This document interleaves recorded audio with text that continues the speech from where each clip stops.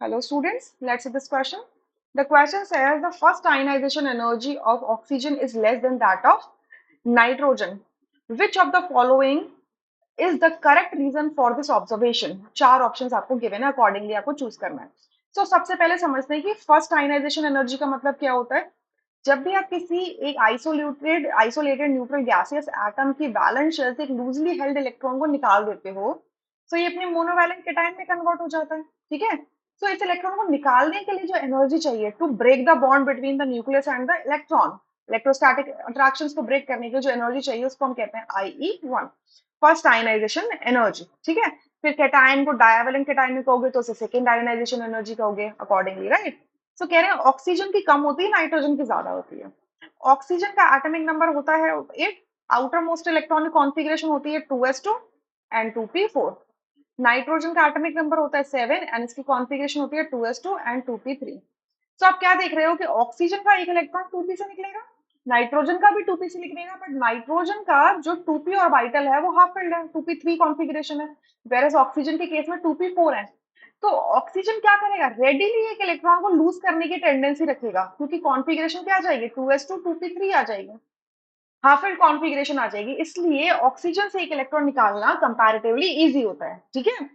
तो इजी होगा तो less amount of energy required होगी, बट नाइट्रोजन क्योंकि हाफ फिल्ड कॉन्फ़िगरेशन में, स्टेबल कॉन्फ़िगरेशन में है, तो एक स्टेबल कॉन्फ़िगरेशन से इलेक्ट्रॉन निकालना थोड़ा सा डिफिकल्ट होता है. इस वजह से इसकी फर्स्ट आयनेशन एंथैल्पी ऑक्सीजन से ज्यादा होती है. ठीक है. तो अब ऑप्शंस देखते हैं.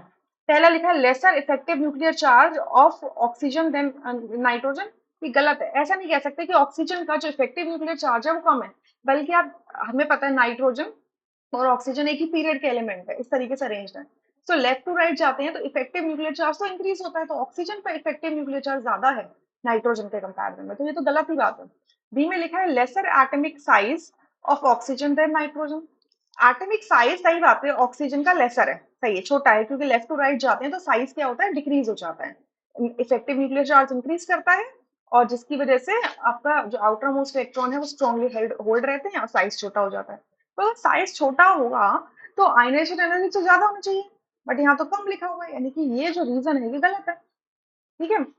सी में लिखा है greater inter electronic repulsion between two electrons in the same p orbital counter balances the increase in the effective nuclear charge on moving from nitrogen to oxygen. ये बिल्कुल सही स्टेटमेंट है और एक्चुअल में रीजन भी यही है. देखो, ऑक्सीजन में हाफ फिल्ड कॉन्फ़िगरेशन वाला वन फैक्टर है, दूसरा फैक्टर इसमें क्या है कि जो 2p4 है ऑक्सीजन की कॉन्फ़िगरेशन में, उसमें जो p ऑर्बिटल होगा 2p, उसमें एक ऑर्बिटल ऐसा है जिसके अंदर दो इलेक्ट्रॉन है.